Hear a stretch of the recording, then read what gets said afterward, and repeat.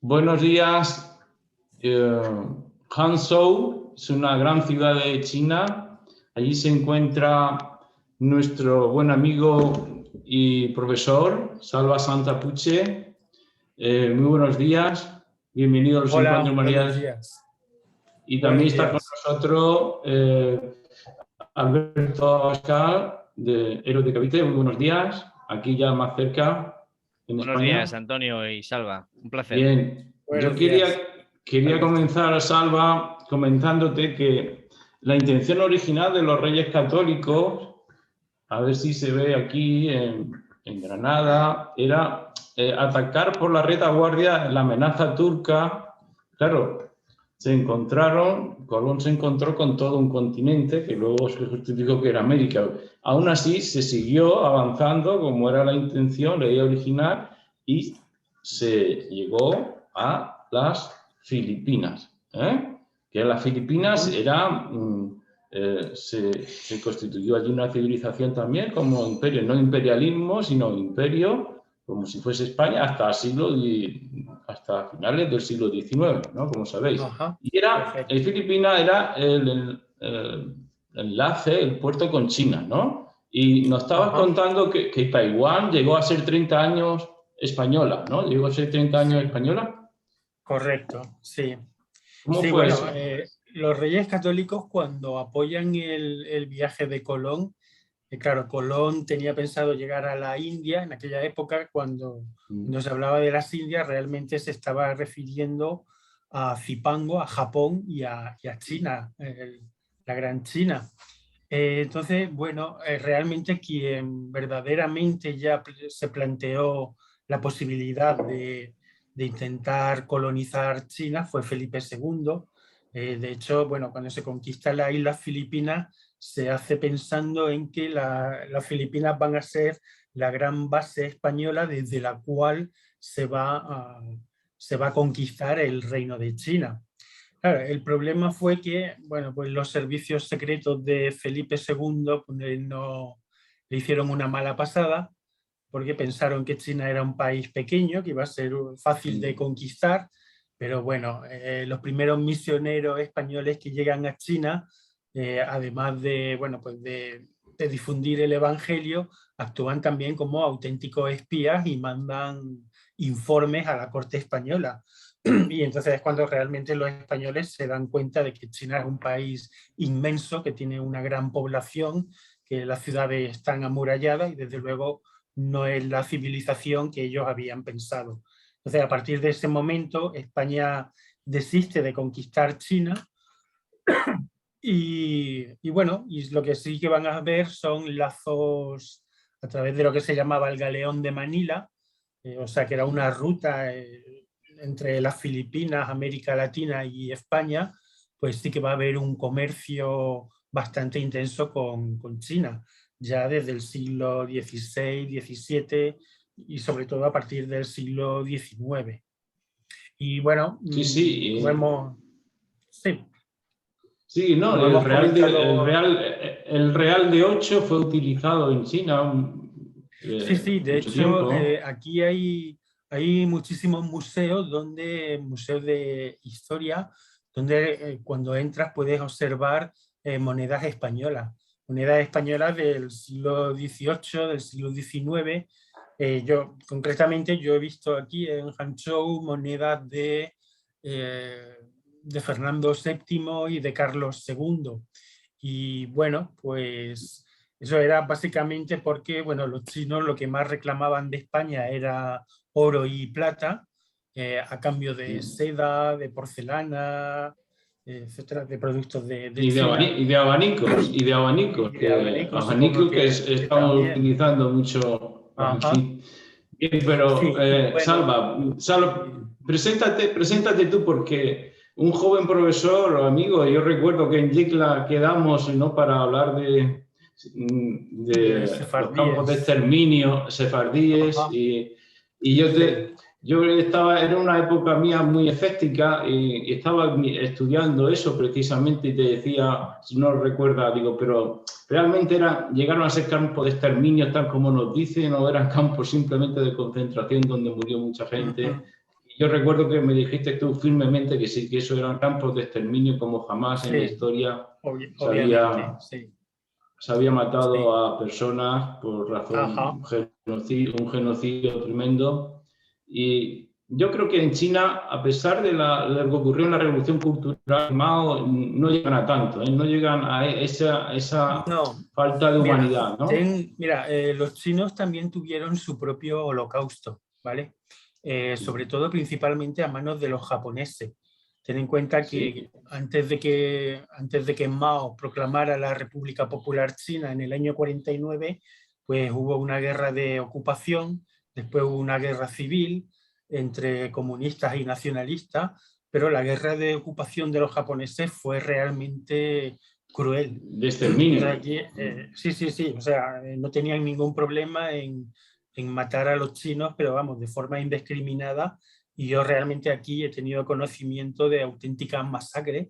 Recuerdo, por ejemplo, la masacre de Nankín, como decimos en España, y bueno, o sea, lees los testimonios y se te ponen los pelos de punta.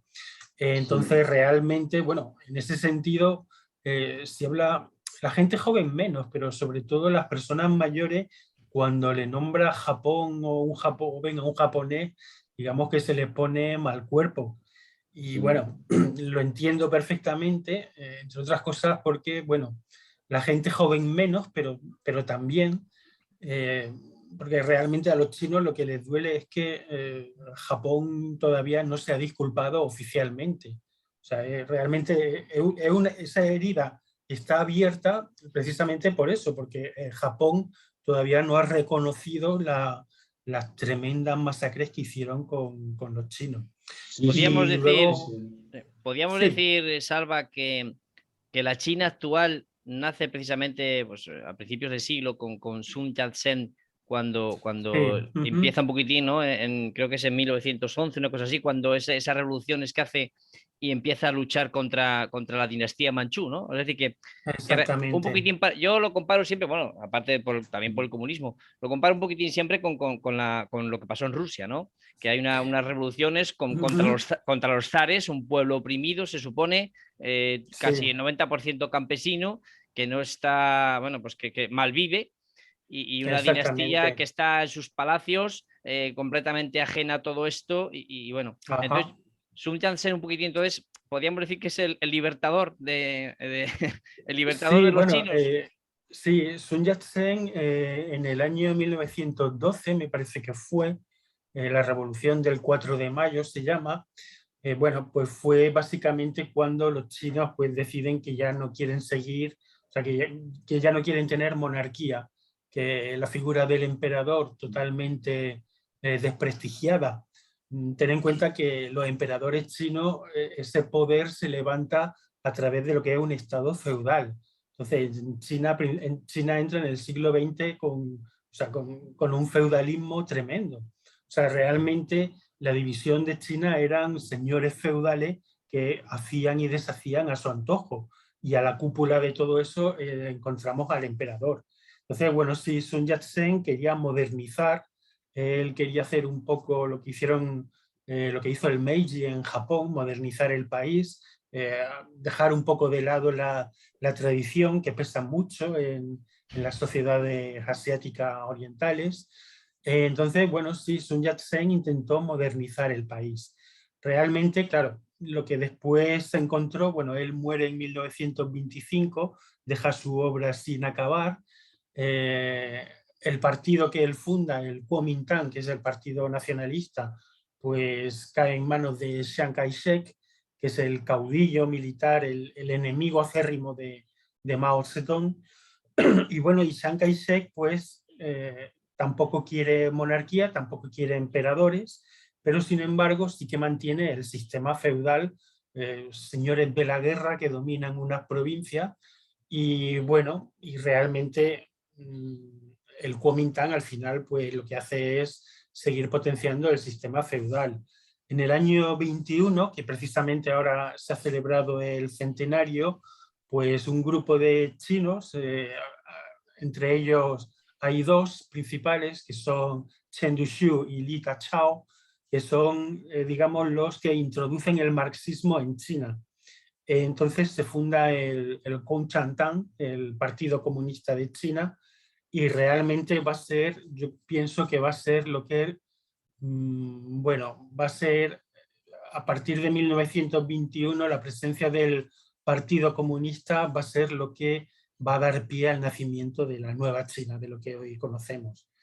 Después, bueno, en los años 30 se produce la ocupación de Japón, los japoneses están 15 años, hacen unas masacres tremendas. Es lo que contabais. Es que yo quería enlazar con eso porque viene un poco de antes de... Exactamente. Sí, por eso os habéis saltado directamente a las masacres japonesas sin haber puesto un poco los cimientos de dónde venía todo esto, ¿no? Claro, exactamente. Durante la ocupación, bueno, pues tanto los nacionalistas como los comunistas firman un pacto de no agresión y se comprometen a luchar juntos contra Japón, aunque hay que decir que, por ejemplo, los nacionalistas, Chiang Kai-shek, el Kuomintang, muchas veces pues colaboró con Japón para exterminar al Partido Comunista, que es cuando los comunistas pues realizan lo que se llama la larga marcha, la gran marcha, cuando se dirigen del sur al norte y van huyendo precisamente de una guerra de exterminio que les declaran los nacionalistas. Y bueno, y lo demás pues ya se sabe, la guerra civil que sucede cuando Japón es derrotado, hay una guerra civil, la ganan los comunistas y los comunistas la ganan precisamente, yo creo que es porque ofrecen algo nuevo a China y es terminar con el feudalismo y construir un estado un estado nuevo, un estado desde la nada.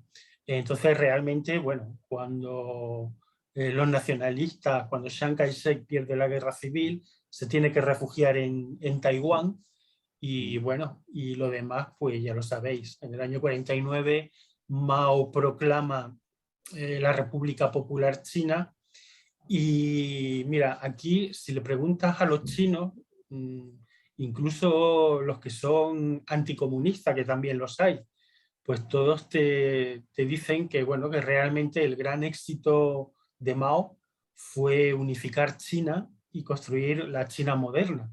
Porque si la inmensa mayoría de los chinos están convencidos de que sin el Kuomintang, sin el Partido Comunista, pues hoy China posiblemente sería 7-8 Chinas, 7-8 países independientes, muy pobres, en guerra entre ellos, y o sea, nada que ver con la China moderna.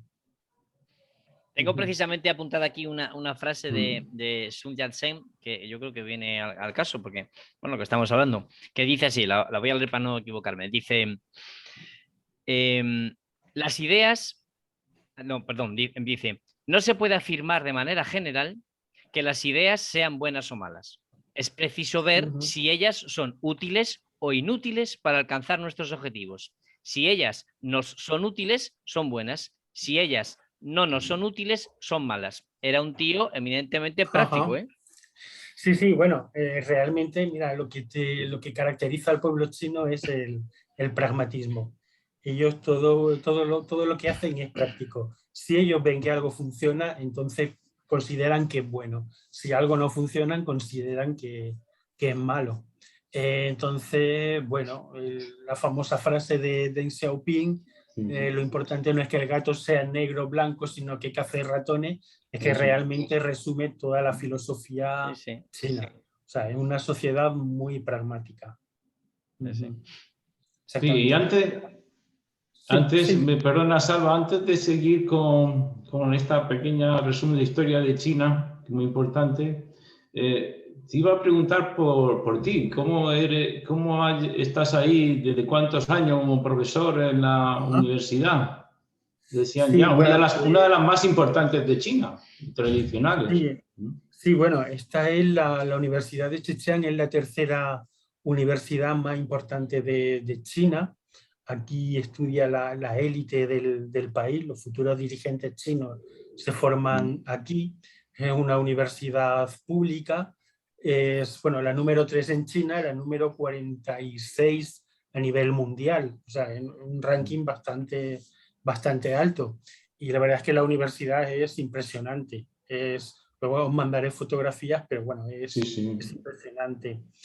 Y bueno, pues yo, como sabes, Antonio, pues soy doctor en filología, mi especialidad es la lengua y literatura sefardí. Me especialicé también en holocausto de los sefardíes. Y bueno, realmente pues me surgió la posibilidad de enseñar aquí en China. Yo trabajo en la Escuela de Estudios Internacionales de la Universidad de Zhejiang, algo así como la Facultad de Lengua Extranjera, más o menos. Y bueno, y realmente pues aquí no enseño español, como mucha gente cree. Yo realmente lo que enseño es historia, literatura y lingüística española. Y luego, pues bueno, con el Instituto de Estudios Orientales, pues queremos hacer algún curso de sefardismo, pero bueno, esto poco a poco, esto todavía aún se andará. Bueno, y bueno, pues llevo aquí ya 3 años y realmente es que para mí vine con la intención solamente de estar 1 año, solamente un curso académico, pero bueno, pero yo creo que realmente el país me fascinó, el país, su gente, su cultura, su idioma, y realmente estoy muy a gusto, muy cómodo aquí en China. Y bueno, y yo creo que realmente ya, pues bueno, lo que es mi vida laboral ya la voy a terminar aquí. ¿Les cuentas a tus alumnos, Salva, que precisamente los españoles debimos ser la única potencia del mundo que nunca se metió con ellos, sino que establecimos un comercio con el galeón de Manila que nombrabais Pacífico. antes, de 250 años? Acordaros con la revolución de los boxers y eso, yo creo, así de memoria, China fue invadida en esa época por fuerzas americanas, inglesas, francesas, alemanas, turcas, o sea, todo Dios estuvo allí metido, menos los españoles, que siempre les tratamos bien. ¿Eso crees que puede venirnos ahora bien, vamos a decirlo así, para tener un poco de que China tenga un poco de, bueno, de buena mano con nosotros?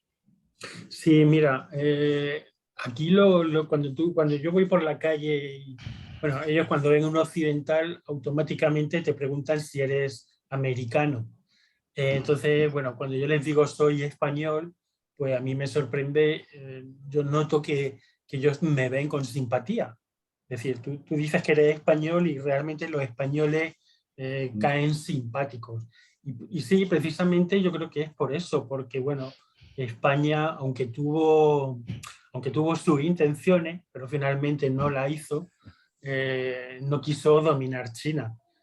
Otras naciones, por ejemplo, Francia pues dominaba Shanghái, Portugal dominó Macao, bueno, Inglaterra hasta hace muy poco tenía Hong Kong, y bueno, y sobre todo pues vamos, las potencias coloniales siempre intentaron lo que era repartirse China. Entonces, bueno, eso es algo de lo cual los chinos son muy conscientes y lo cual está muy presente en la historia del país. Entonces, bueno, realmente sí, yo creo que una de los elementos por el cual los chinos nos ven con simpatía es que los españoles no pretendieron ser una colonia dominante. Y bueno, ten en cuenta, por ejemplo, los ingleses con las guerras del opio lo que intentaron hacer fue introducir toda la cantidad posible de opio para que la población china, bueno, pues fuera una sociedad drogada. Entonces, bueno, lees testimonios, lees cosas, libros de historia y realmente, bueno, te sorprende cómo, en fin, los emperadores muchas veces con el visto bueno participaron en ese despedezamiento de la sociedad china. Y bueno, y entiendes realmente pues muchas cosas de la historia de este país, claro. Sí. Es importante entender también la figura de Mao Zedong y todo lo que hizo su revolución cultural. ¿Eso cómo se sigue viendo? ¿Se sigue viendo a la figura de Mao Zedong con amor o ya Sí. se le está olvidando? Mira, ellos te dicen que, bueno, tal como son los chinos, muy pragmáticos, ellos te dicen que Mao Zedong hizo el 70% de cosas bien y el 30% se equivocó. Entonces, ellos automáticamente te dicen, si no hay Mao, no hay China. Y si no hay China, no hay chinos. Entonces, bueno, realmente la figura de Mao Zedong sigue siendo intocable. Los chinos realmente yo veo que lo veneran. De hecho, entra a muchas tiendas, comercio súper moderno, y lo primero que ves es la foto de Mao Zedong, que la tienen ahí puesta en el comercio. Entonces, realmente sí que se ve que la gente tiene mucha devoción, sobre todo las personas mayores. La gente joven es un poco ya más de otra manera, pero bueno, pero realmente a Mao Zedong se le considera como el padre de la China moderna. Obviamente, bueno, pues Mao Zedong, el gran salto adelante, la revolución cultural, pues bueno, hay cosas que realmente Mao se equivocó, pero los chinos te lo dicen sin ningún problema. Te dicen, esto nuestro presidente se equivocó, lo hizo mal, y no pasa absolutamente nada por reconocerlo. Pero tú fíjate, Pero sí, pero Mao sigue siendo intocable en China. tú fíjate la conciencia colectiva que tiene China, de los chinos en este caso, Sí. que dicen, el presidente se equivocó, pero benefició al país por encima de todo. Exactamente. Sí. Tú compáralo con una dictadura que hemos tenido aquí en España, que es que, porque evidentemente podemos decir, oye, que pues claro que se equivocó en muchas cosas, pero nadie te va a decir eso. Dicen, no, esto hay que erradicarlo, hay que eliminarlo, hay que tal. ¿No? Cuando realmente él era un hombre de Estado y entonces, oye, haría cosas buenas por nuestro país, pero no se puede reconocer en España. Ajá. Bueno, a ver, es diferente. Ten en cuenta que, bueno, que Mao precisamente es que lo que hace cuando Mao participa en la fundación del Partido Comunista, el Partido Comunista son 14 personas. O sea, es un partido tan pequeño que se reúnen en un barco. Es algo muy gracioso, que hoy el barco se puede visitar, está en una exhibición, en un museo. Entonces nadie esperaba que Mao fuera a hacerse con las riendas del poder en China. Mao, yo pienso que fue una persona extremadamente inteligente. Mao, cuando se funda el Partido Comunista, él está en segundo plano. O sea, verdaderamente quien domina el partido son los marxistas, los teóricos marxistas, y entonces ellos estipulan que el triunfo del Partido Comunista en China tiene que protagonizarlo la clase obrera. Entonces, el primero que se da cuenta de que eso en China es imposible porque no ha habido una revolución industrial y por lo tanto no hay una clase, no hay un proletariado urbano, como era el caso de Rusia o países como Alemania, Inglaterra, Estados Unidos, el primero que se da cuenta es Mao. Y el primero que dice, no, nosotros vamos a hacerlo, vamos a adaptar el marxismo a la realidad china. Y y a quien tenemos que dirigirnos no es a los obreros, que son muy pocos, sino a la gran masa de campesinos. Porque los campesinos son los grandes explotados, no tienen ningún tipo de derechos, viven en servidumbre, prácticamente viven en esclavitud. Entonces, a ellos es a quienes nos tenemos que dirigir. Y precisamente esa es la clave del éxito de Mao. De que Mao, pues, él transforma el marxismo clásico a las circunstancias chinas y precisamente, bueno, pues eso es lo que hace que el triunfo del Partido Comunista. Ten en cuenta que cuando en la guerra civil, en el Kuomintang, en las filas nacionalistas, los soldados desertaban por miles y miles y miles, porque simplemente no tenían nada, no tenían esperanza. Tenían el salario, sí, pero realmente no tenían una idea detrás. Y sin embargo, los campesinos acuden en masa al Partido Comunista, a las guerrillas del Partido Comunista. Y eso lo hacen porque, bueno, pues el Partido Comunista le ofrece una idea. Dice, bueno, vamos a hacer una sociedad nueva, una China fuerte. Las potencias extranjeras nunca más nos van a decir cómo tenemos que vivir los chinos, y precisamente ese es el gran éxito de Mao. Sí, pero a partir de la muerte de Mao surge la China de las dos vías, Y eso ha tenido muchas críticas, incluso por los maoístas, si es que hay en el mundo, bueno, y a la misma vez se han mantenido las críticas de llamarlo genocida de la derecha, ¿no? En España se oye mucho a Federico Jiménez Los Santos y todo eso. Entonces, bueno, ¿qué le contestaría a esas dos críticas? Sí, mira, cuando muere Mao, o sea, llega al poder. Yo creo que después de Mao bueno, Mao era el gran timonel, a él le llamaban el pequeño timonel por la altura que tenía, que es Deng Xiaoping. Y Deng Xiaoping es un hombre muy práctico. Deng Xiaoping se da cuenta de que, bueno, él dice, Mao ha unificado el país y ahora resulta que todos los chinos somos iguales. O sea, no hay chinos ricos y no hay una diferencia entre chinos y pobres, sino que básicamente todos somos pobres. O sea, todos vestimos igual y es cierto que comemos un cuenco de arroz al día, no nos morimos de hambre, pero necesitamos más.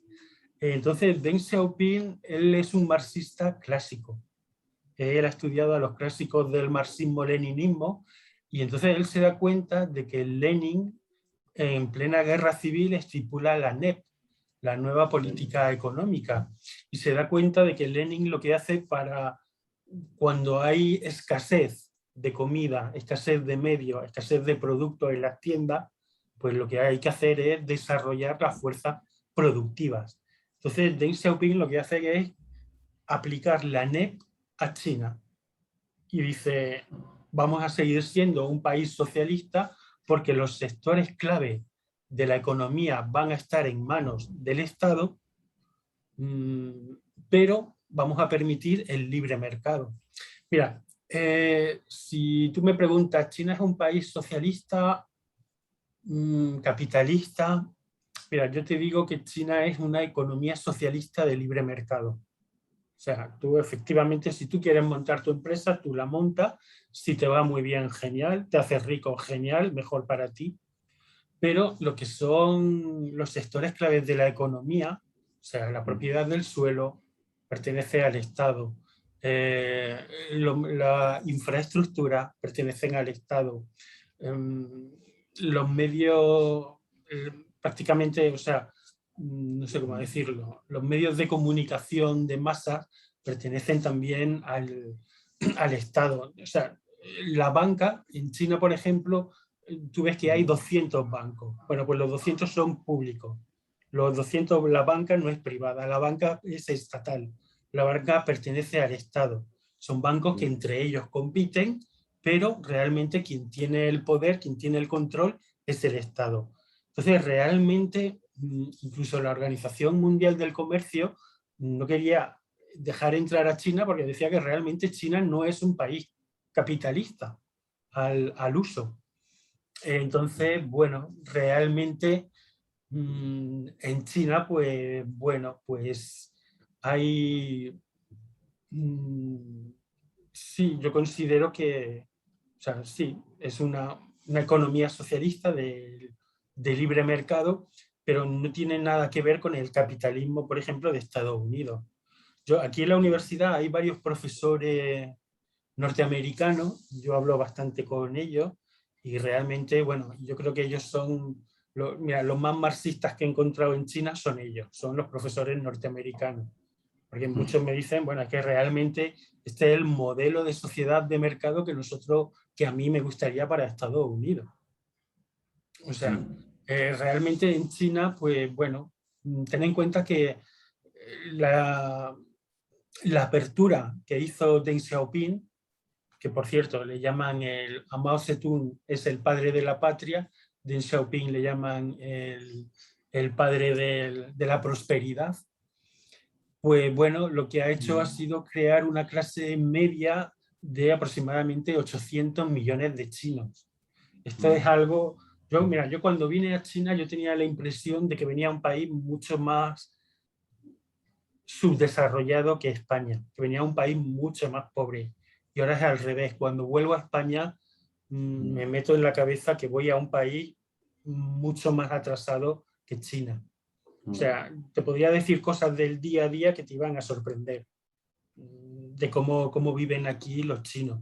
Y dinos un realmente ejemplo, veo... dinos ejemplos que queremos. Dinos ejemplos, Sí, algunos ejemplos que te llamen la sí. atención. Mira, por ejemplo, pues la sanidad. Yo, por ejemplo, aquí la sanidad es pública y todos los chinos tienen derecho a la sanidad. Y si eres extranjero, te beneficias de esa sanidad pública, no tienes ningún problema. Entonces, yo 2 o 3 veces que he tenido que acudir a un hospital me he quedado maravillado, porque te atienden en el momento, te hacen las pruebas en el momento y te dan los resultados en el mismo día. O sea, es algo increíble, asombroso. Yo recuerdo en España, bueno, me tuve que hacer unas pruebas, me dan cita para un mes, me hacen la radiografía, después cita para otro mes, en fin. Y aquí en China, pues, bueno, pues se considera por lo pragmático que son, de que, bueno, si que te hace unas pruebas médicas tienes que saberlo cuanto antes. Y realmente en los hospitales yo veo la organización y me parecen mucho más avanzados que en España. La infraestructura, bueno, si ves cómo funciona el metro es increíble. Más cosas del día a día, por ejemplo, yo nunca llevo dinero encima, todo lo hago con el móvil. Si voy a pagar desde un botellín de agua hasta la comida de un restaurante o un taxi, todo se hace con el móvil. Y bueno, pues esto implica que realmente circula muy poco dinero. Y bueno, la seguridad, por ejemplo. Yo aquí en China, en Hangzhou, es una ciudad de 10 millones de habitantes, una ciudad media, y la seguridad es increíble. Yo me puedo ir a las 4 de la mañana a dar un paseo a un suburbio de la ciudad y no me va a pasar nada. O sea, la seguridad en China es tremenda. Es, bueno. A veces la seguridad, ahondando en eso, va en contra de las libertades. Quiero decir, un poco, Sí, vamos a decir lo que, o sea, está bien que hablemos esto claro, porque claro. la imagen que tenemos los occidentales, por decirlo así, de China, ¿no? De que no hay libertad, que es un estado represor y tal, ¿eso es verdad? ¿Es mentira? O sea, la gente vive con Mira, miedo, en fin. no, en No, no absoluto. me De refiero hecho, a miedo lo que dices tú, que sí, puedes ir por la calle, sino que sí. no pueden decir lo que quieran, que siga habiendo No. un ojo que todo lo ve. No, en absoluto. Mira, yo conozco chinos que hablan mal del gobierno y te lo dicen y lo dicen en plena calle, en una conversación en el metro. O sea, realmente yo aquí no percibo, o sea, en el día a día no se ve una sociedad oprimida que tenga miedo, al contrario. De hecho, bueno, lo que utilizan mucho son las tecnologías. Entonces, a través de las tecnologías, ellos tienen una aplicación en el móvil donde si consideran que algo no funciona bien, pues automáticamente cogen y hacen llegar el mensaje a quien corresponda. Entonces, en ese sentido, es una sociedad muy participativa. Aquí, por ejemplo, han habido alcaldes, diputados, en fin, que lo han destituido porque los ciudadanos se han quejado de la corrupción que había. O sea, y eso me parece a mí que en España es impensable. Mira, si tú me dices que China es un estado policial, yo desde luego no lo percibo así. Yo soy muy libre de ir donde quiera, de hablar de lo que quiera y de hacer lo que quiera. Entonces, bueno, pues realmente en ese sentido no se percibe que China sea un estado opresor y Sí, al contrario. cualquier ciudadano chino puede irse del país cuando quiera y Sí, no hay ningún problema. Sí, moverse por cualquier provincia cuando sí, le vengan sí. gana. No solamente un ciudadano chino, un extranjero como yo lo ha hecho y nadie me ha dicho nada. O sea, Te lo sin ningún digo, pero problema. precisamente por eso iba esta pregunta mía o esta observación para enlazarnos un poco con Cuba, que ahora está tan de moda, hay que hablar un poco de Cuba. En Cuba Sí, precisamente claro. sabéis que, por ejemplo, si quieres ir a, yo qué sé, a un hotel en mitad de La Habana, hay hoteles a los que puedes ir tú como turista, pero no los propios cubanos, o a Sí. muchos otros sitios. Eso en China no pasa. No, en China tú eres libre de moverte donde tú quieras, de vivir donde tú quieras y ya está. Pero hay unas normas, por supuesto, como en todos los países del mundo y tienes que hacerlo.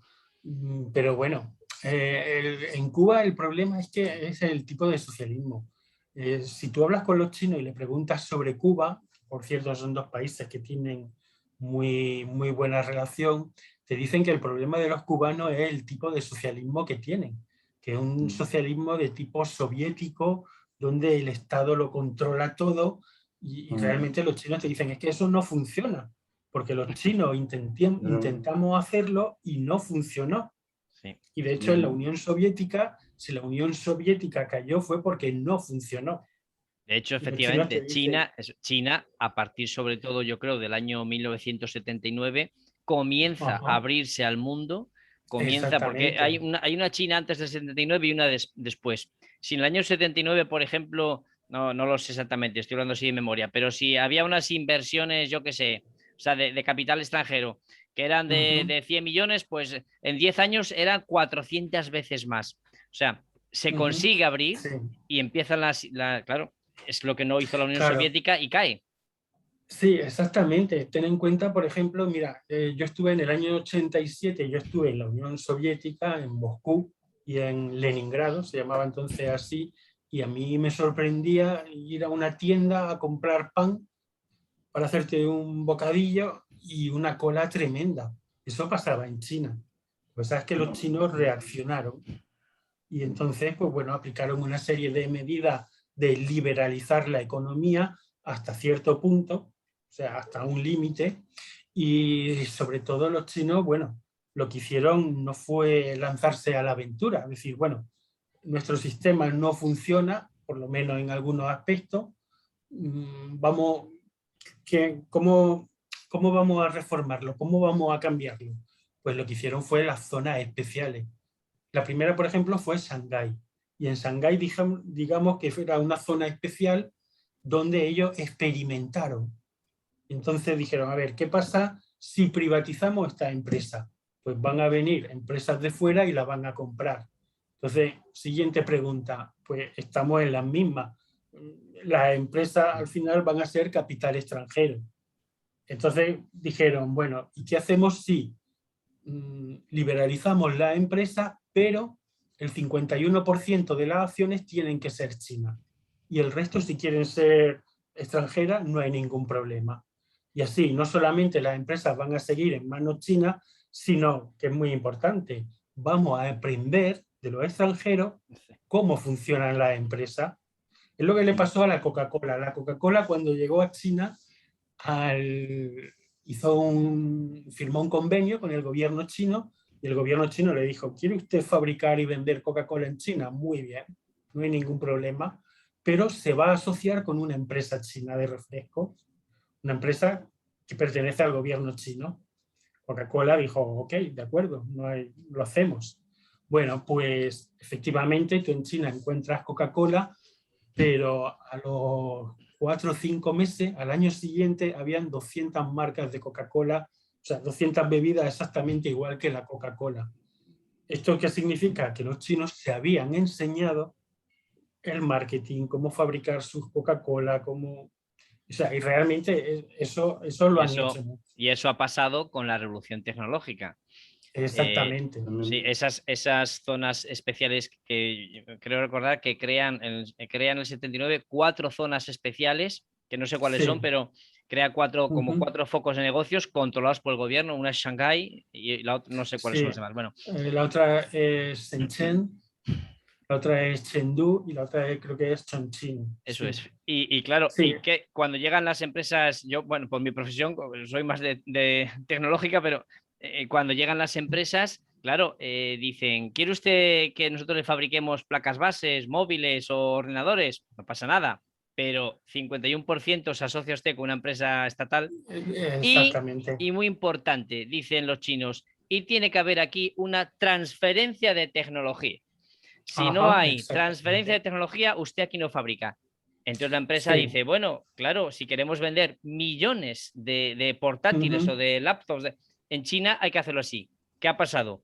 han pasado 10 o 15 años y los chinos tienen ya Huawei, tienen Xiaomi, tienen Lenovo compró IBM y es lo que lo han hecho muy bien, la verdad, lo han hecho muy bien. Sí, Salva, perdona, antes de pasar a la guerra comercial con Estados Unidos que tiene China, ¿no? Todavía, porque con Trump ha pasado y sigue igual con Biden, parece ser. Pues antes de pasar a eso, yo quería hablar de la religión, si se toleran todas las religiones o hay impedimentos, por ejemplo, al catolicismo o a la religión judía. En China la religión es libre, o sea, tú puedes practicar cualquier religión que tú quieras.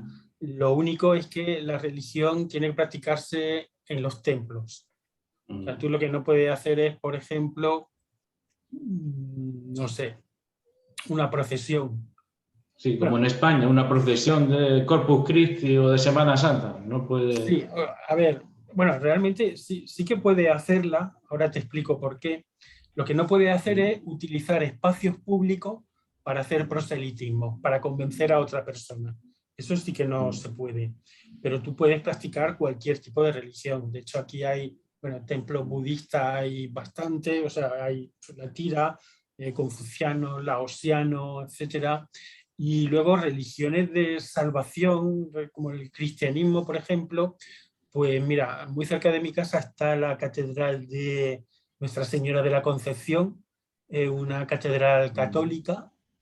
Y bueno, pues la única diferencia con una catedral en España es que la misa la dicen en chino. O sea, y yo he hablado con católicos chinos y realmente no sienten... La época de la persecución pasó, la revolución cultural sí que era crudo ser católico en China. Eso... Pero ahora no, ahora realmente la religión no... ¿No se ha criticado que a los musulmanes hay una región de China grande sí, bueno, de los musulmanes? Están los uigures, que son una de las 70 etnias que forman China, y los uigures son de religión musulmana. Ellos viven en una provincia en el norte, en Shanxi, y bueno, el problema de esa región es que está muy cerca de países islámicos como Pakistán, Afganistán. Entonces sí que han habido intentos de integrismo musulmán, pero ahí, por ejemplo, el gobierno chino ha actuado muy rápido y realmente lo que es el integrismo musulmán lo tienen a raya, o sea, lo tienen muy controlado. Tengo que presentar que Antonio ya le conoce. Este es Kuomintang, que lo sepáis. Salva no lo sabía. Se llama Kuomintang. Kuomintang. Ok, muy bien. Genial. Bueno, y realmente, pues bueno, sí, el integrismo musulmán asustaba, pero el gobierno chino actuó muy rápidamente y lo que más están haciendo, por ejemplo, es invertir en el desarrollo de esa región. Esa región, además de ser musulmana, era una de las más atrasadas de China. Y bueno, yo no he estado personalmente, pero sí que tengo estudiantes de esa región y me dicen, bueno, las inversiones que se han hecho en mi región son espectaculares. O sea, autopistas, de todo, o sea, de todo. Ya que estamos por esa zona de China, que es un estado inmenso con 1.400 millones de personas, parece ser, o más, si es que puede ser cuando se sepa. Pero vamos a un tema también muy crítico que es el Tíbet. El Tíbet. ¿Cómo se ve desde China? El Tíbet. Pues mira, antes de venir a China, yo pensaba que China había invadido un país que se llamaba Tíbet. Ahora yo te diría que China liberó una región que se llamaba Tíbet y que los tibetanos estaban hasta los mismísimos del feudalismo de los monjes. Sí, es parecido a Hernán Cortés cuando llega a México, podemos decir. Sí, exactamente. Hay un imperio azteca pero hay 200 pueblos sometidos a los aztecas. A los aztecas sí. Y con costumbres muy atrasadas. Bueno, sí. Los aztecas eran antropófagos, un imperio antropófago. Sí, claro, exactamente. Yo, vamos, he leído bastante y bueno, yo llegué a la conclusión de que si se hiciera un referéndum y le preguntaran a los tibetanos, ¿quiere usted seguir perteneciendo a China? Pues del 95% no bajaría la respuesta positiva, ¿eh? Porque sobre todo, o sea, se acuerdan perfectamente de cómo era. Claro, nosotros que, por ejemplo, el cine, las películas no han hecho mucho del Dalai Lama, pero realmente como vivían los tibetanos no era nada envidiable. O sea, exacto, la mayoría de los tibetanos como vivían de miseria, claro, y de atraso cultural. Bien, y ahora, ya que estamos como problema para ayudar al gobierno chino, el problema de Hong Kong y el problema de Taiwán, de la China nacionalista, eso al final, porque hay un problema realmente peligroso que preocupa a los que nos interesamos por esto, de guerra en el mar de China, porque se están metiendo en el mar de China, y entonces puede estallar en cualquier momento un conflicto. Quiera Dios que no. Realmente no creo. No va a estallar nunca. No. Mira, porque cómo se llevan las relaciones con Hong Kong, Taiwán y también hay una isla también muy conflictiva, que hay una base americana, ¿no? No sé exactamente. Bueno, puede ser la de Corea, alguna isla coreana o algo. Sí. Mira, Hong Kong sí que la conozco, he estado allí un par de veces y he hablado mucho con los hongkoneses y yo creo que en Hong Kong el problema es el económico. O sea, los hongkoneses están fastidiados, algunos, no todos, porque otra inmensa mayoría también está muy a gusto perteneciendo a China. Pero básicamente el problema es el económico. Hong Kong es una ciudad de 7 millones de habitantes, ¿vale? Entonces, cuando Hong Kong se incorpora a China, representa el 17% del PIB chino. Pero esto fue cuando las reformas estaban en su inicio. Ahora que China se ha desarrollado, Hong Kong creo que representa el 0,7% del PIB de China. O sea, el bajón es evidente.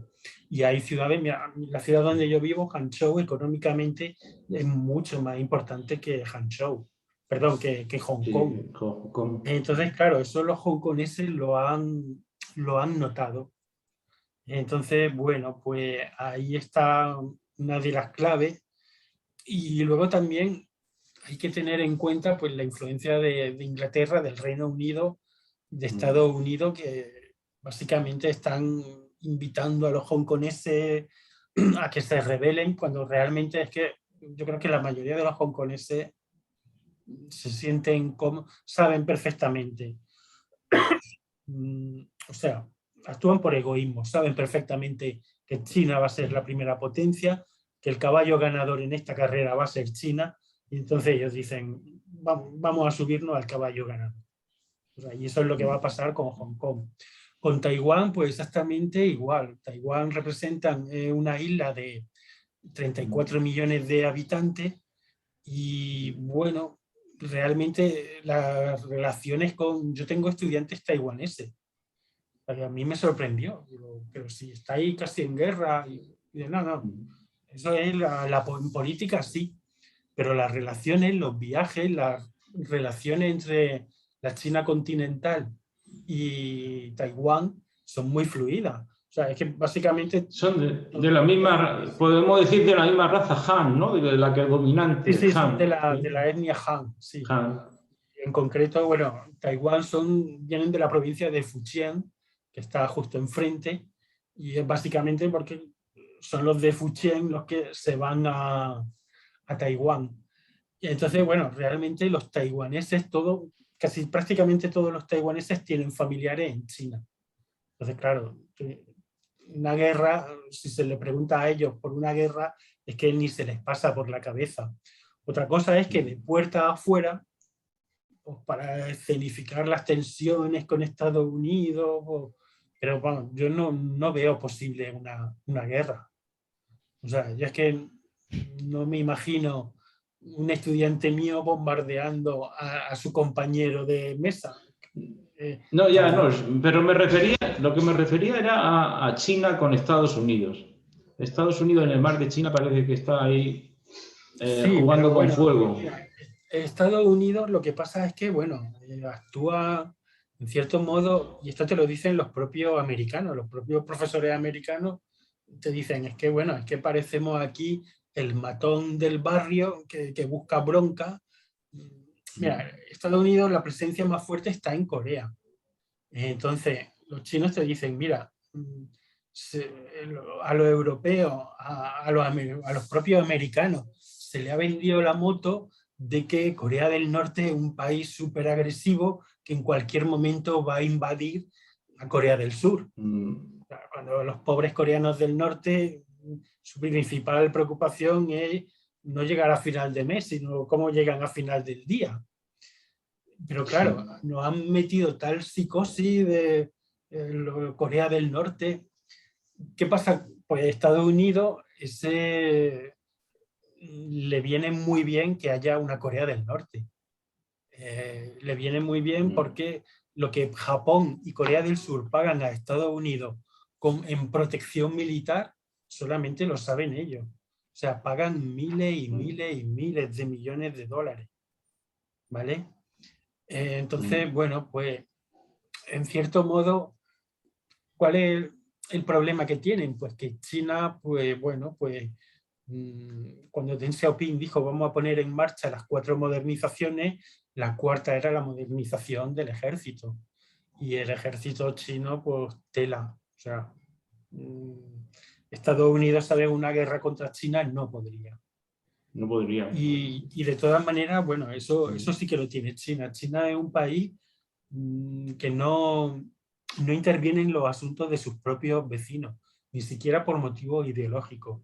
China no quiere exportar su tipo de socialismo, el socialismo con características chinas. Y eso tiene que ver con Confucio, con la tradición de Confucio, en realidad. Sí, exactamente. Las 2 reglas. El confucianismo es muy simple. La regla de oro trata a todo el mundo como quieres que te traten a ti, y la regla de plata, no le hagas a nadie lo que no quieras que te hagan a ti. Entonces, en ese sentido, China, no, por ejemplo, no tiene una política expansionista. Pero no, es que no la ha tenido, efectivamente lo que habláis del confucianismo y tal, no la ha tenido nunca, porque siempre es el imperio hacia adentro. Es decir, exactamente, acordaros claro. que 1450, 60, no me acuerdo el nombre del emperador, pero sabéis que tenía una flota de unos 1000 barcos o no sé cuántos, esos megabarcos chinos que dicen que si podían haber ido a América o fueron, o sea, que igual estuvieron por allí. Pero sí, de incluso repente parece ser que dieron la vuelta al mundo. Sí, pero claro, no hay constancia, pero de repente cambió el emperador y dijo, no queremos para nada, no nos interesa para nada lo que fuera. Desmonta la flota y fue en ese momento la expansión de Portugal y de Castilla. Pero o sea que siempre era esa idea del imperio hacia adentro. Claro, exactamente. Claro, es que realmente, mira, es el gran éxito de los chinos es que lo que era su principal desventaja, su principal hándicap, que la población que tienen, pues ellos le han dado la vuelta a la tortilla y lo han convertido en la mayor virtud. Entonces, un país de 1.400 millones, pues realmente necesita muy poco de los demás para poder mantenerse. Ahora, por ejemplo, a mí me sorprendió al principio. El gobierno chino hace unas campañas enormes para que la gente consuma, porque los chinos por naturaleza, yo creo, son muy ahorradores. A ellos les encanta ahorrar dinero, guardar dinero. Entonces el gobierno chino estimula el consumo, hacen unas campañas consumistas tremendas. Y realmente tiene su explicación, porque ellos saben que si 900 millones de chinos, que están considerados ya clase media, si 900 millones de chinos consumen, pues China no va a necesitar al mundo. O sea, va a dejar de ser la fábrica del mundo. Y entonces los propios chinos van a ser el propio motor de la economía china. Ese es el objetivo que tiene el gobierno chino ahora. Entonces, bueno, pues Eso será realmente... un cambio revolucionario en la política internacional. Sí, claro, exactamente, claro. Pero es Sí, que mira, yo veo, por es un cambio de ejemplo, paradigma total, porque estás promocionando el tremendo, consumismo, ¿no? claro. O sea, justo contra lo que han luchado durante décadas, digo yo, no sé. Y porque No, China tiene recursos. exactamente. Mira, yo por ejemplo ahora en algunas redes sociales, cuando me meto, cuando tengo tiempo, veo que la gente en España, en otros países opina, como China ha traído el coronavirus, tal, Ah, sí, sí. vamos a dejar de comprarle a China y lo hundimos. O sea, y me dan ganas de decir, pero, o sea, pero tonto, que China no te necesita a ti, un vecino de la calle tal en Yecla, no te necesita a ti para vivir. Que los chinos tienen, que 900 millones de chinos Es más tienen bien la al misma revés, o al mayor revés. capacidad adquisitiva que tú. Y entonces el gran éxito del gobierno chino, o sea, cuando ellos hacen campañas de consumo es porque quieren precisamente la fuerza de la economía china resida en los propios chinos. Sí, sí, O está sea, claro. ellos Quieren dejar dicen, de depender de vender las mercaderías al resto del mundo. exactamente, exactamente. En Entonces, China, o sea, en China hay ahora mismo ya libertad, o sea, hay propiedad privada, por supuesto, y libertad de salario. sí, exactamente. Entonces, Sí, es que lo ya que eso pasa es es un... que, bueno, los salarios, por ejemplo, esto es el gran éxito de la reforma económica, pues ha sido que decir, bueno, pues aquí va a haber una parte de la población que se va a hacer rico, pero va a repercutir en todo. Yo mira, hablo por ejemplo con los ancianos, con chinos viejos, y ahí es cuando me di cuenta yo de lo que es la China moderna. Ellos llorando me decían, mira mi nieto, tiene 3 abrigos. Llega un fin de semana y no sabe qué abrigo ponerse. Bueno, en mi casa éramos 5 hermanos y teníamos un abrigo para toda la familia. Y encima pasábamos tanta hambre que como el abrigo era de cuero, lo cocinamos y nos quedamos sin abrigo.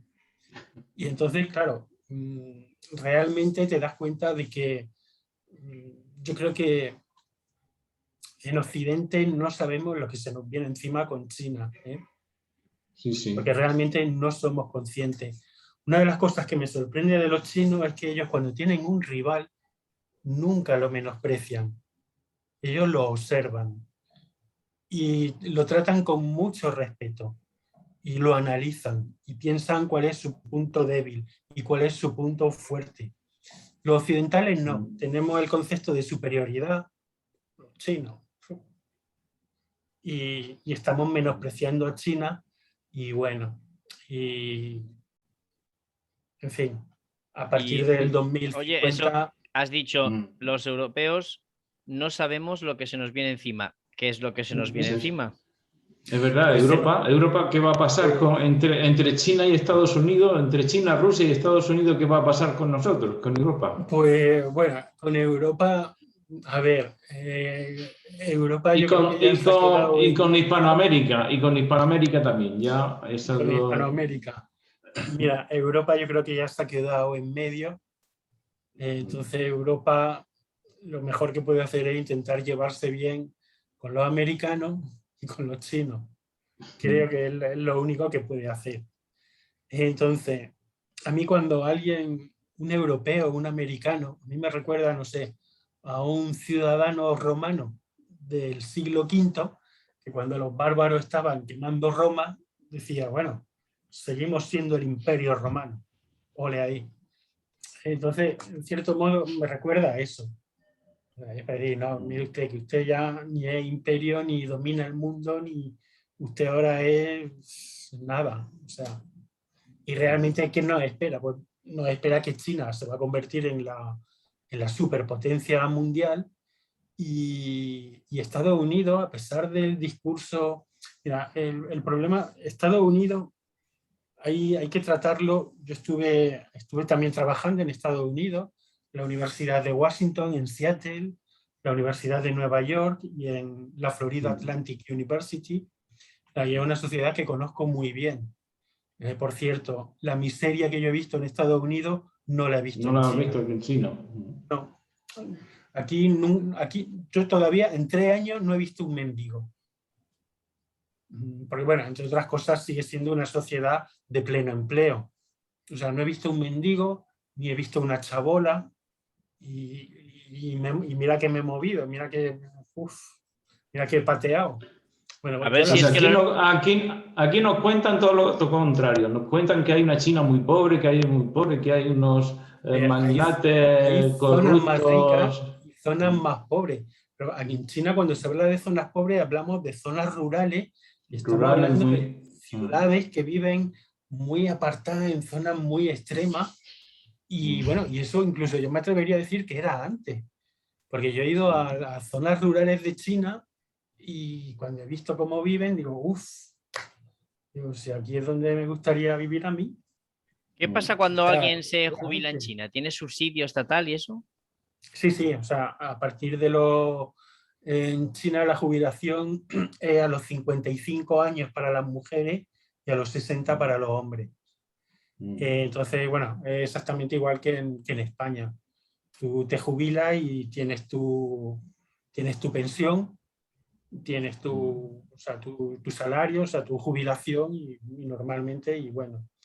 Y bueno, y aquí es curioso porque en Occidente la gente joven es la que monta follón en los parques, los botellones y tal. Aquí en China es al revés. Los jóvenes están estudiando y trabajando todo el día y los que están de fiesta son los jubilados. Hombre, Es curioso porque... me parece bien, ¿no? Ya han trabajado bastante, ahora pueden disfrutar. Sí. No, me parece... Bueno, os cuento una anécdota. Cerca de mi casa hay un parque y un día llegó la policía. Y era porque los vecinos, había un grupo de abueletes que estaban bailando, haciendo una especie de tai chi, y los vecinos decían que montaban tanto follón, tanto ruido, que llamaron a la policía para que los desalojaran. Y yo pensaba que eran jóvenes y no, y eran los abueletes, eran los... Lo de la revolución cultural, Sí, Pero oye, pero es una sociedad completamente al revés que la nuestra. O sea, pero Sí, vamos. en todos los sentidos, sí, total. Pero, ¿y en Hispanoamérica qué va a hacer China con Hispanoamérica? Pues mira, precisamente la mayoría de los estudiantes que yo tengo quieren estudiar español precisamente por los negocios las empresas chinas van buscando chinos que hablen español como locos. Y ofrecen unos salarios buenísimos. O sea que tiene mucho futuro el español en China, tiene futuro. Sí. En China el español yo incluso diría que más que el inglés. Sí. Pues eso va, Antonio, pues eso nos va a salvar. Eso va a salvar el español. Si China apoya el español, sí. Es el petardazo de salud. Sí. De hecho, la segunda lengua obligatoria, la segunda lengua extranjera es el español. Sí. El problema que tienen los institutos, los colegios, es que no encuentran suficientes profesores de español. Y bueno. Y sería una labor muy importante del gobierno español y o de una comunidad hispanoamericana que lleve a profesores y maestros de español a China, por ejemplo. Exactamente, de hecho aquí o de la cultura española, Cervantes, claro. El Inca Garcilaso. Sí, mira, eso me llamó la atención. Si tú le preguntas a cualquier chino quién es Don Quijote, te lo dice. Te dice un caballero español que se volvió loco por leer. Oye, ¿sabéis la historia esta de, no sé cómo se llama, que hubo un chino que tradujo, él había oído hablar historias del Quijote, alguien se lo diría, algún español, y lo tradujo al chino, pero que que tradujo el Quijote al chino ni sabía español ni lo había leído nunca, lo tradujo como de oído, y que es un bestseller, lo sabíais, ¿no? Sí. Como C.D. Hamete Benengeli, claro. El problema de los autores fingidos del Quijote. Sí. Bueno, volvamos. Sí, Salva, ¿iba a decir algo? Con lo de América Latina. O sea, China tiene mucha relación con América Latina. En mi universidad, por ejemplo, hay muchos estudiantes latinoamericanos. Bueno, el gobierno chino da muchas becas a estudiantes latinoamericanos y africanos. Africanos hay muchísimos. Y además, y encima los africanos tienen una habilidad para aprender chino increíble. O sea, yo he visto africanos hablar chino, pero uff. Con mucha No sé facilidad. cómo lo hacen, pero entonces, bueno, lo que decía, pues hay tienen mucha relación con los países de América Latina, sobre todo el gobierno chino da muchas becas. Hay muchos estudiantes latinoamericanos. Yo aquí en mi universidad he conocido bolivianos, chilenos, mexicanos, cubanos, en fin, argentinos, de toda América Latina. O sea, lo que no se entiende es que en España no se haga una promoción para que los jóvenes españoles vayan a China de profesores y aprendan. Sí, bueno, no se entiende eso. afortunadamente cada vez hay más. Lo que pasa es que, bueno, en comparación con otras nacionalidades, pues, por ejemplo, no sé, aquí por ejemplo en mi ciudad españoles somos 20. Una ciudad de 10 millones de habitantes. Entonces, claro, somos muy pocos. Americanos, franceses, alemanes, hay muchísimos. Pero bueno, y realmente españoles en China somos pocos. Hay 3 institutos Cervantes, el de Pekín, el de Shanghái y el de Hong Kong, y se quedan pequeños. O sea, realmente harían falta unos 4 o 5 institutos Cervantes más. Pero claro, eso ya, pues bueno. Nosotros en nuestra, Salva, nosotros en nuestra asociación Encuentro de Humanidades y Filosofía damos el premio Cervantes de Filosofía, porque consideramos que Cervantes tiene una filosofía muy aprovechable. Claro. Ahí en China, ¿a quién se lo podríamos conceder? Ahí en China, que hay expertos en Cervantes, hay grandes intelectuales chinos que estudian a Cervantes. Sí, aquí la verdad es que la figura de Cervantes es muy conocida. De hecho, las obras completas de Cervantes se pueden encontrar en chino. O sea, no hay ningún problema. Los 2 tomos del Quijote también. Y traductores hay muchos. En mi propia universidad, por ejemplo, bueno, un compañero mío acaba de terminar de traducir Platero y yo, de Juan Ramón Jiménez. Y bueno, y realmente, o sea, los estudios cervantinos, quijotescos, pues son bastante importantes. Pues luego quedamos y me hace una lista de posibles posibles premiados que podamos nosotros premiar allí en China. Luego quedamos. Okay. ¿Conoces a Xi Jinping, Salva? A Xi Jinping. ¿Has estado con él? No, y el caso es que Xi Jinping, su suegra, vive en Hangzhou. Anda, mira. Sí, entonces dicen que de vez en cuando viene a visitarla, pero que lo hace de incógnito. Bueno. Oye, es inevitable que te preguntemos entre relaciones entre Xi Jinping y Putin. Y Putin. ¿Sí? Sí, bueno, yo creo que realmente Occidente con Rusia, yo creo que se ha equivocado un poco. Entonces lo que están haciendo es pues echar a Rusia en brazos de China. Y desde luego China los chinos a los rusos los van a mimar. Antes eran rivales, eran los grandes rivales ideológicos dentro del comunismo. El comunismo soviético y el comunismo maoísta. Pero ahora que eso ya ha desaparecido, pues bueno, realmente Rusia, por ejemplo, tiene mucha relación con China, porque realmente yo creo que la economía de China, de la economía de Rusia, está dependiendo cada vez más de la China. Entonces, solamente, por ejemplo, en turismo, me parece que todos los años Moscú recibe 25 millones de turistas chinos. Entonces, bueno, realmente, sí, yo creo que la unión entre China y Rusia va a ser cada vez mucho más fuerte. Esto sería también una pregunta para Antonio. La revolución china, Antonio, era la 7ª generación de izquierda, ¿no? Según Bueno. Sí, exactamente. ¿La octava cuál será? Igual es la unión de los dos. Puede ser, o la unión de China con Hispanoamérica, puede ser. No se sabe, si se potencia el español puede ser una buena colaboración. Sí. No me sorprendería nada. Sí. la guerra comercial con Estados Unidos y el virus del COVID-19, ¿cómo se ve desde China? Porque Trump llegó a acusar a China, la llamó el virus chino. Sí, lo que pasa es que yo creo que todo lo que dicen los presidentes americanos, si está fuera de Estados Unidos, no hay que darle mucha credibilidad. Ten en cuenta que un presidente, cuando Biden o Trump hablaban, ellos están hablando en clave interna. O sea, todo lo que dicen es para consumo interno. Cuando Trump, por ejemplo, decía, le vamos a parar los pies a China, por un lado, sí, tomaba medidas, ponía aranceles a productos chinos, pero claro, cuando los chinos le decían, bueno, si tú me pones aranceles, yo te voy a poner aranceles a ti. Y encima te lo voy a poner, a ver, ¿qué es lo que más consumimos de Estados Unidos?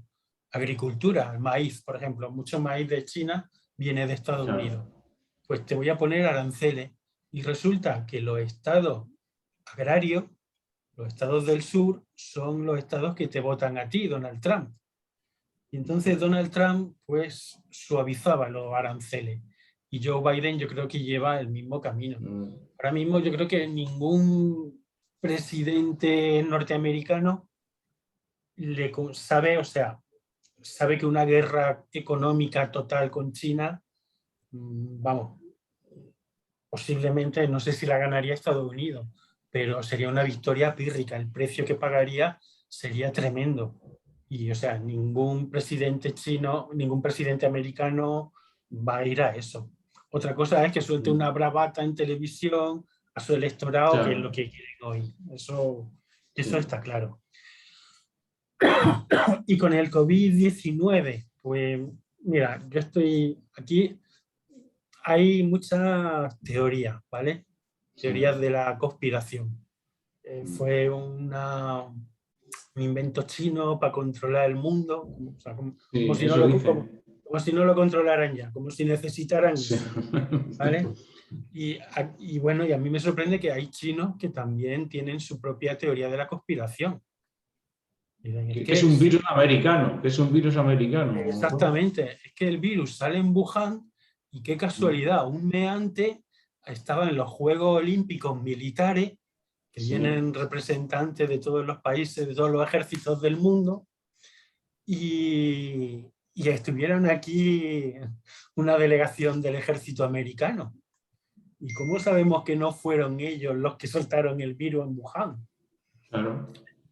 O sea, que me parece una solemne tontería. O sea, lo que está claro es que el virus saltó de los animales a los hombres. Me parece que es la explicación mucho más sensata.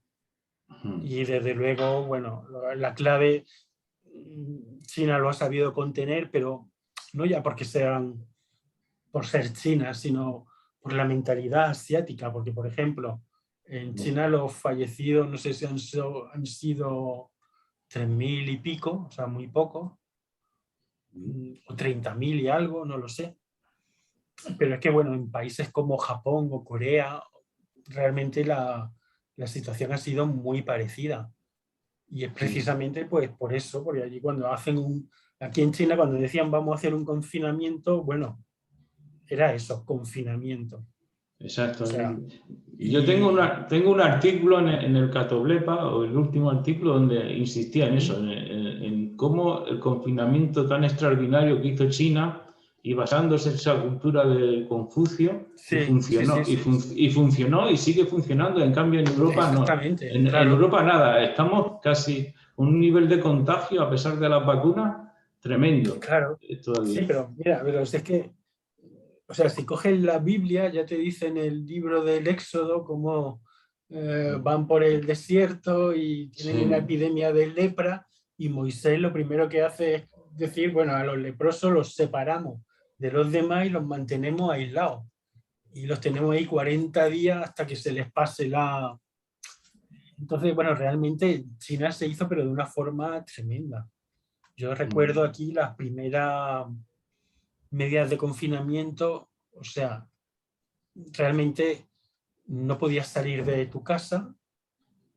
Si salías a la calle no podías pasar a la calle siguiente, habían unas barreras de plástico y, o sea, eran unas medidas tremendas.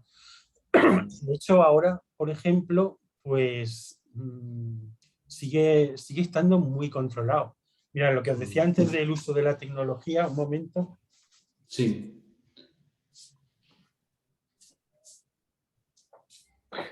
Yo, si me quiero mover por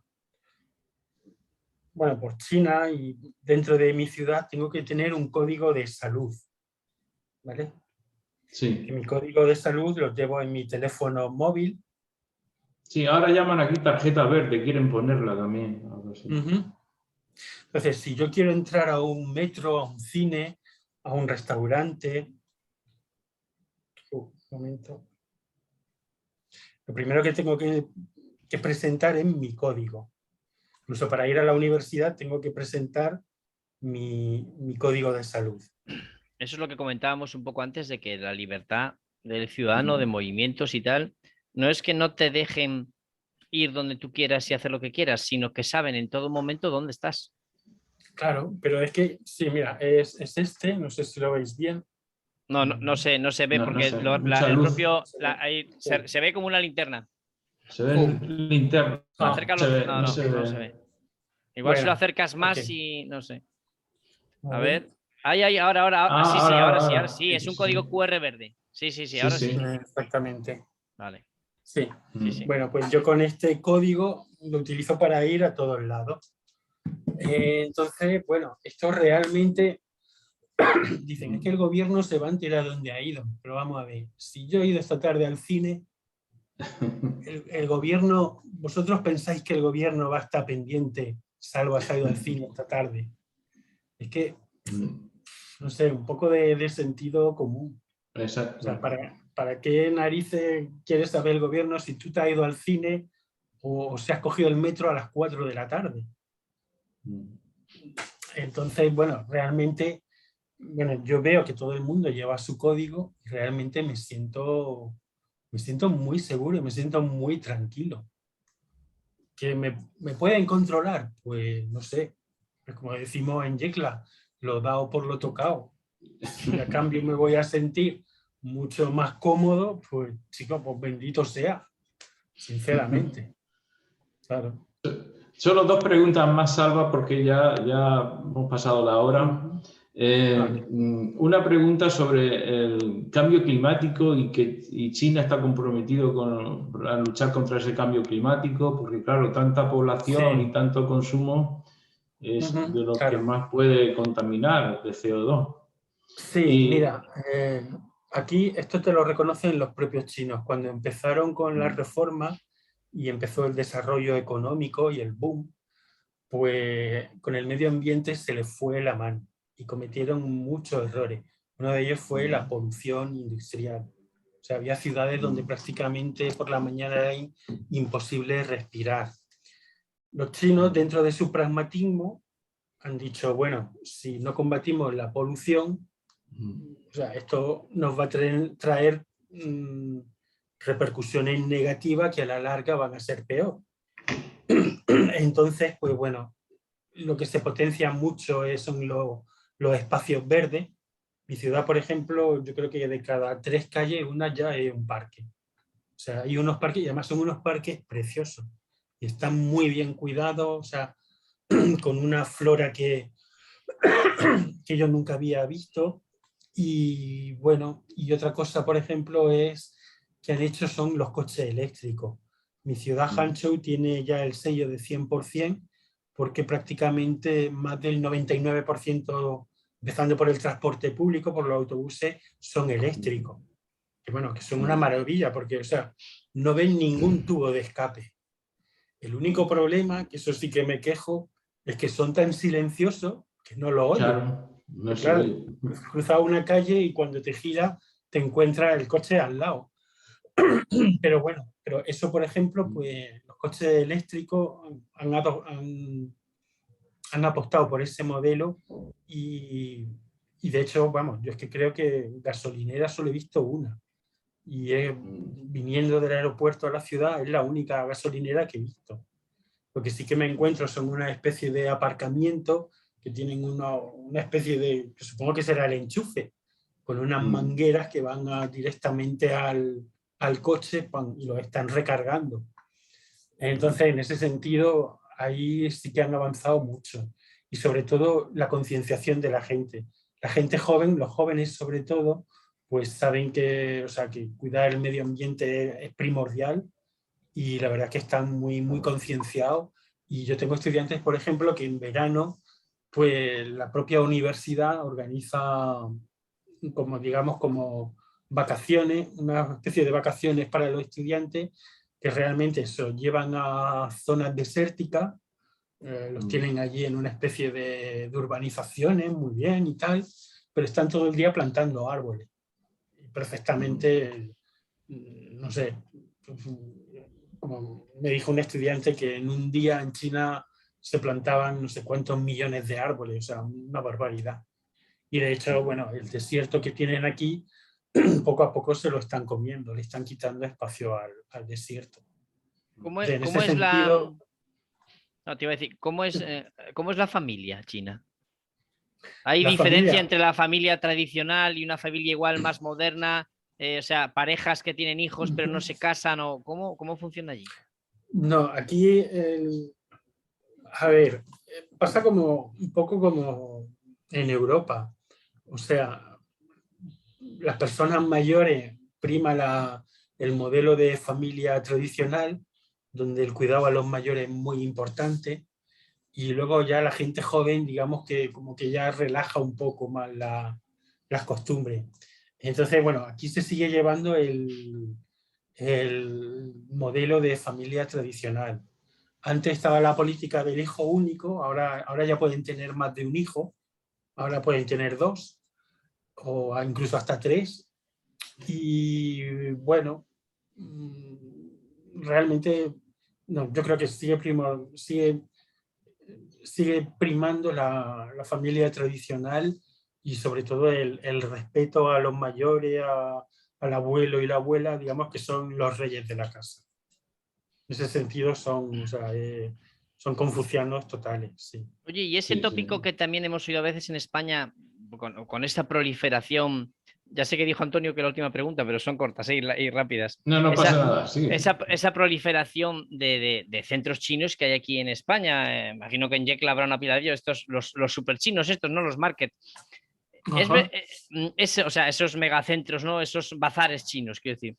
Sí. Muchas veces hemos oído aquí, ¿no? Es que el propio gobierno chino fomenta que los chinos se vayan a otros países, que lo conquisten o sea, lo conquisten simplemente yendo allí con la población, les dan dinero para montar los negocios, les ayudan. ¿Eso es verdad o es un tópico? No, yo creo que es un tópico. El gobierno chino realmente no creo que favorezca ese tipo de migración. Sí que lo pueden favorecer los bazares chinos, los restaurantes, algunas veces son como franquicias, ¿entiendes? O sea, aquí hay empresas que te dicen, bueno, pues te ofrecemos dirigir un bazar, pero tienes que emigrar a España y te estableces allí con la familia y te encargas del bazar. Entonces, pues bueno, pues tú recibes tu salario o un mínimo de tanto por ciento de los beneficios, funciona algo así. Pero de todas maneras, o sea, en el sentido de mafias chinas y tal, no creo que sean. Y el gobierno chino, pues, es que realmente tiene, o sea, tiene sectores de la economía mucho más importantes donde hincar el diente que los todo hacen.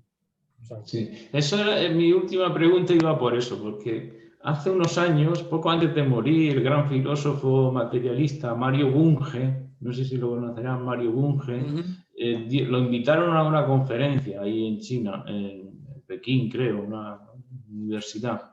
Y entonces él dio unos consejos para China, para el desarrollo de China, cómo tenía que ser el desarrollo de China. Y él decía que se tenía que invertir no solamente en la tecnología y hacer un computador cuántico como ha hecho China, casi superior al americano, sino también en la ciencia base, en la base de la ciencia.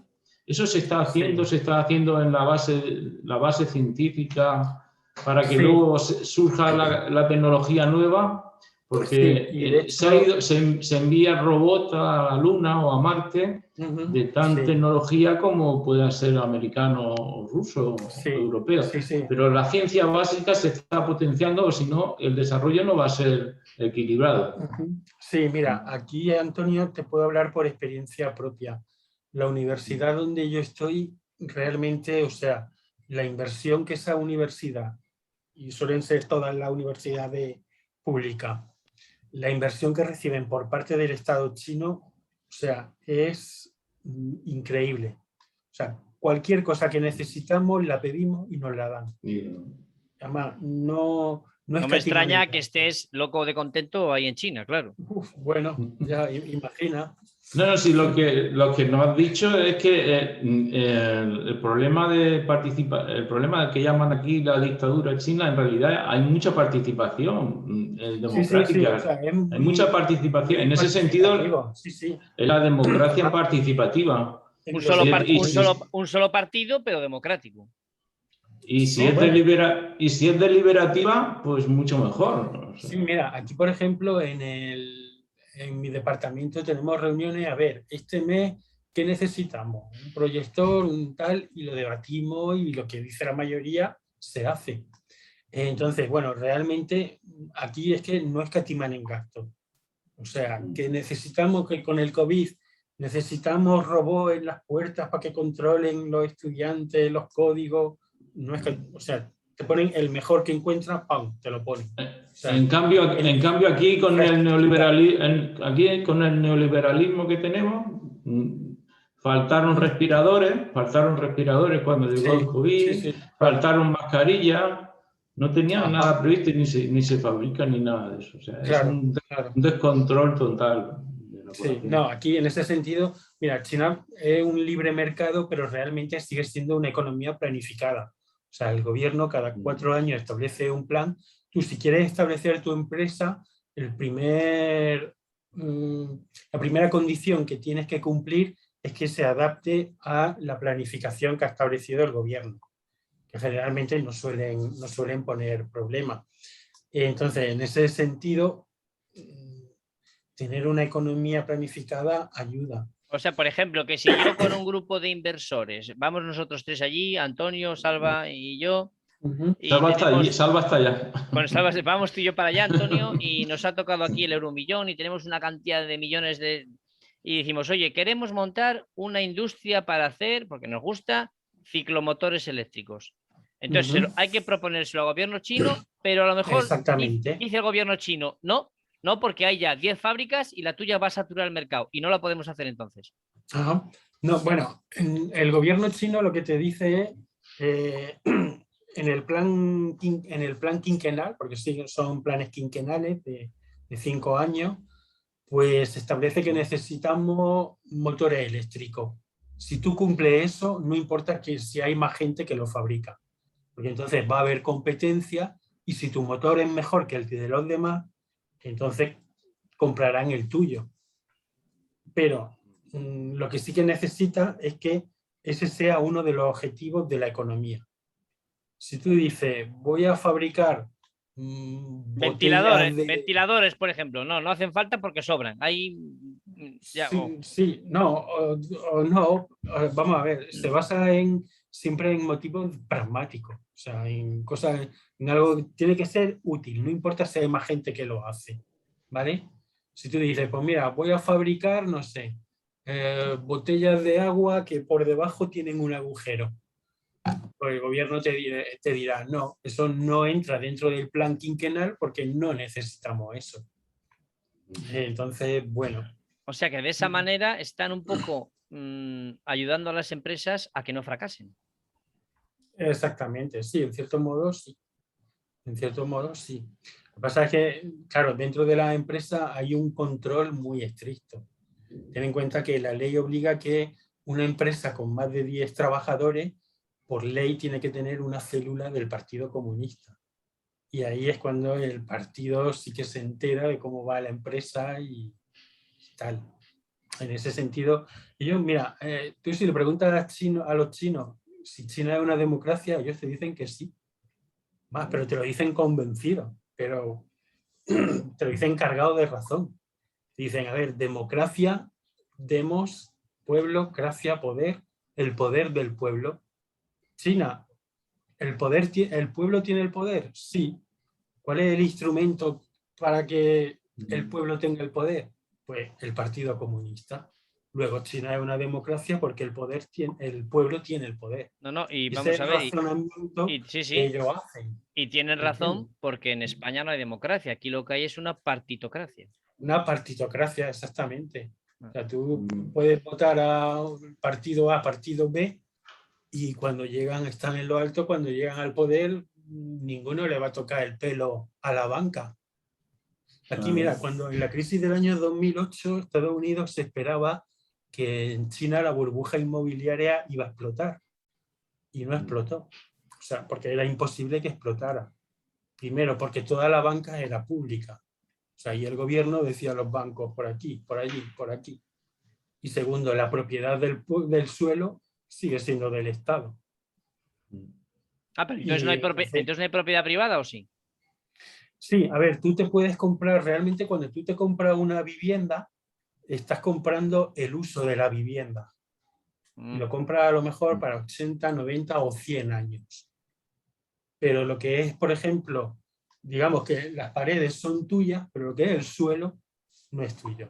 Y aunque hagas, o sea, y si compras un terreno para hacer y haces una casa, lo mismo. No puedes comprar un terreno. El suelo es propiedad estatal. Pero entonces, ¿cómo haces? ¿Solicitas el terreno para edificar o cómo se hace? No, puedes alquilar el terreno, puedes tener un usufructo para, me parece que lo mínimo son 50 años, para 80 años, y decir, pues mira, quiero edificar aquí. Entonces, bueno, tú ya sabes que durante 80 años va a estar allí. O sea que el sistema de herencias no funciona. Funciona, sí, funciona porque tú, o sea, si tú, por ejemplo, tu casa la tienes comprada para 80 años, se la puedes dejar a tu hijo y tu hijo puede renovarlo para otros 80 años. Sí, en ese sentido, sí. Sí puede. Lo que no puede hacer, por ejemplo, es tu hijo puede vender esa casa perfectamente, la puede vender, pero al ser el suelo propiedad del Estado, lo que no puede hacer es poner un precio libre. No hay plusvalía. Sí la hay, pero muy controlada. O sea, lo que no hay, digamos que es especulación. O sea, que, bueno, me imagino que echa la ley, echa la trampa, supongo, no sé si habrá, pero realmente, por lo que tengo entendido, si tú compras eso de voy a comprar 5 viviendas y me espero 10 años y dentro de 10 años las vendo porque el valor será el doble, eso no lo puede hacer. Porque el Estado es propietario del suelo y entonces el Estado te va a decir, no, hombre, no, si usted compró esto a 4, no lo puede vender a 8. Puede vender a 5, como mucho. Sí, sí. Pero a 8 en no. China hay multimillonarios. Sí, claro. Sí, pero, por ejemplo, gente que han hecho empresas, por ejemplo, el de Alibaba, el famoso Jack Ma. Estaba pensando en él, sí. Sí, pero de realmente multimillonario del sector inmobiliario, yo no conozco ninguno. O sea, si tienen dinero es porque han creado una empresa, han vendido muchos productos y han ganado, vamos a decirlo así, lo justo y estipulado en cada producto, pero han vendido millones y lo han ganado. Exactamente, claro. Y lo han invertido. Y luego hay muchos que han ganado mucho dinero y entonces se han ido y han invertido en Estados Unidos y como allí sí pueden especular, hay muchos chinos que tienen casa en Estados Unidos. Sí. Y la compran y ahí se esperan 2 años y la venden por el doble. Claro, hacen lo que no pueden hacer en casa, lo hacen fuera y fastidian a los de fuera, además. Exactamente, claro. Una pregunta, Salva, porque veo que en China no tenéis problemas de separatismo, por ejemplo, como el catalán aquí en España. ¿Cómo afronta China todos esos problemas de separatismo, por ejemplo, que pudiera haber con el Tíbet, si se puede comparar con el catalán? No sé, me imagino porque, bueno, el país se divide en regiones, cada región tiene su propio autogobierno Luego hay provincias autónomas, o sea, cada región puede tener su zona autónoma, y luego cada etnia pues sí que tiene una serie de derechos conocidos, o sea, de derechos reconocidos, como el uso de su propia lengua, pero vamos, pero no es, no significa, por ejemplo, no es como en España, o sea, en Cataluña, si no hablas catalán, realmente si quieres acceder a un puesto de trabajo público, es imposible. En China no. En China te dicen, bueno, pues sí, usted mantenga sus peculiaridades nacionales, pero hasta cierto punto. Entonces, realmente aquí, mira, el gran éxito del Partido Comunista, del Kuomintang, es que el Partido Comunista es el pegamento que une el país. Entonces yo creo que esa es la clave del éxito del partido. Bueno, y aparte que, bueno, que de las reformas que han hecho y bueno, y sobre todo a la gente le da mucha seguridad. Te dicen, bueno, nosotros pues tenemos, por encima de nosotros está el partido que nos protege, y ya dijo el presidente Mao que el partido va a cuidar de nuestra salud, de nuestra educación y de nuestro futuro. Entonces, ¿Te has hecho del partido ya? del Kuomintang. Sí. No, a ver, para ser miembro del partido tienes que tener de los más numerosos del mundo, claro. Sí, tiene 99 millones de miembros. Lo que pasa es que, ojo, que ser miembro del Partido Comunista es duro, ¿eh?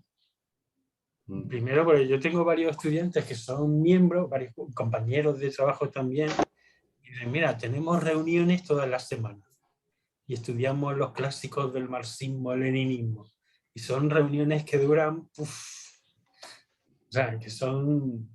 Y luego el hecho de ser miembro del Partido Comunista te obliga a tener una moralidad intachable. Porque el presidente actual, Xi Jinping, es muy popular entre los chinos. Es un tipo querido. O sea, la gente lo quiere. Y lo quieren porque cuando él llegó la corrupción se había desmadrado un poco bastante. Entonces sí que había gente que utilizaba su cargo. Soy secretario general del partido de la provincia de beneficio propio. Y entonces Xi Jinping lo que hizo fue una limpieza, en plan, vamos, aquí barro la casa, caiga quien caiga. Y bueno, creo, no sé, más de 1 millón de militantes del partido fueron expulsados y no sé cuántos miles terminaron en la cárcel por uso indebido. Entonces, al chino, por ejemplo, eso sí que le molesta mucho, la corrupción. Tú aquí puedes cometer cualquier delito, algo que te pase, te lo van a perdonar.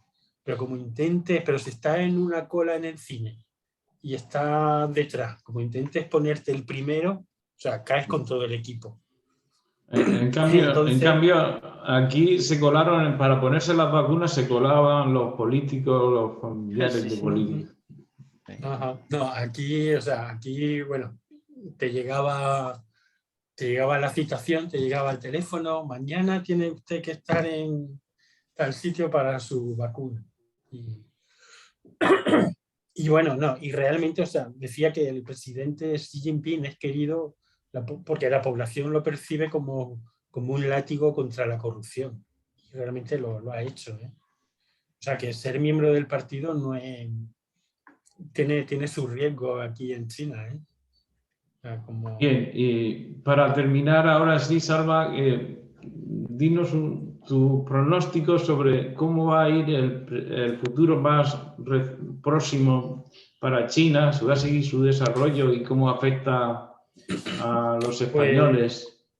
Pues, mira, el futuro, yo creo que, o sea, China lleva camino de convertirse en la gran potencia, pero tú lo hablas con ellos y otra de las cosas que te llaman la atención.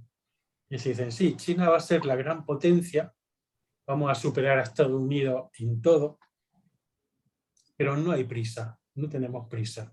Si no este año, el que viene, y si no el año que viene, será dentro de 10. y si no, dentro de 20 o de 30. Entonces, con esa filosofía está claro que lo van a conseguir. Y bueno, entonces yo creo que ellos, por ejemplo, pues te insisten mucho en la buena relación que quieren tener con todos los países.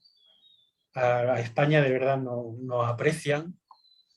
Entonces, bueno, yo creo que España, mientras no caiga en los populismos de los chinos nos quieren conquistar y nos quieren dominar y nos quieren controlar, y no caigamos en ese tipo de tonterías, al contrario, yo creo que tendríamos que hacer lo que hacen ellos. Observa a tu rival, aprende de él y sobre todo nunca lo menosprecies. Eso los chinos nunca lo hacen. Nunca oirá a un chino menospreciar a otra nacionalidad. En España, bueno, yo cuento cosas, hay veces cuando yo estoy en España y estoy con grupos de amigos y veo las ideas que tienen sobre China, me digo, Salva, no les conteste porque lo primero, no te van a creer. No. Y lo segundo, pues si son felices así, pues allá ellos. Pero vamos, pero saber, realmente yo sé que China, o sea, va a merendar a Occidente, tarde o temprano lo hará. Lo mejor que podemos hacer es llevarnos bien con ellos. Muy bien. Muy bien, pues muchísimas gracias, Salva, y perdona que no hayamos llegado al tema que dentro de poco, el 1, ¿no? Das una videoconferencia para Yecla, ¿no? Sí. En honor a la guerra civil en Yecla. Ajá. Sí, hablaremos un poco de memoria histórica. Memoria histórica que hay que recuperarla en ese sentido, ¿no? Los republicanos de la retaguardia, ¿no? Es el título. Sí, pues, sí, claro. Sí, lo que pasa es que, bueno, como yo digo, memoria histórica, pero abierta y hablar de todo. O sea, porque yo he encontrado republicanos que fueron muy buenos, republicanos que fueron muy malos, y con el otro bando más o menos igual. ¿Vale? Y por supuesto mis simpatías son republicanas, pero claro. ¿República es una buena idea para mantener la unidad de España, una república o no? Sí, lo que no es buena idea es tener a un señor que por su cara bonita, que claro, tú le dices a un chino, ¿quién eligió a Xi Jinping? El chino te puede decir, ¿y quién eligió a Felipe VI? Entonces, claro, no sé. Bueno, incluso Xi Jinping te puede decir, yo tengo un partido detrás, y el Felipe VI, ¿qué tiene?